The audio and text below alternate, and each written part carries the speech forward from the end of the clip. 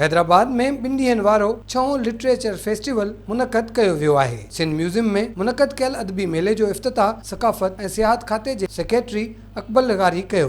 मेले में मुनक़द कयल अदबी वहकनि में सक़ाफ़त खाते वारे सूबाई वज़ीर सैयद सरदार अली शाह समेत मुख़्तलिफ़ अदीबनि, दानिश्वरनि, शाइरनि ऐं फ़नकारनि शिरकत करे पंहिंजा वीचार वंडिया। अॼोको ही हुनरमंद बाज़ार सिटको जे तरफ़ां सिंध म्यूज़ियम में 2 ॾींहनि जे लाइ लॻायो वियो आहे। अॼु ऐं सुभाणे इंशाल्लाह छंछरु ऐं आचर।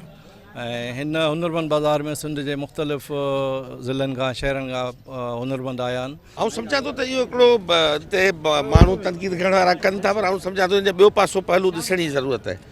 ऐं उन में ही एतिरो नौजवान जेके असांजो आहे उनखे काफ़ी शयूं सिखण लाइ ॿुधण लाइ मिलनि थियूं। पंहिंजी धरतीअ जे हवाले सां, सोसाइटीअ जे हवाले सां मुख़्तलिफ़ मौज़ूअनि ते मुख़्तलिफ़ माण्हुनि जी गुफ़्तगू थिए थी। ही मेलो अहिड़ा मां सम्झां थी त लॻणु घुरिजनि असांजे सिंधी सक़ाफ़त जे तरफ़ां, असांजे सिंधी कल्चर जो आहे। ख़बर कीअं पवंदी ईअं सिंधी कल्चर खे असां प्रमोट था कयूं ऐं ख़बर पवंदी त भई सिंधी ही एम्ब्रॉयडरी आहे।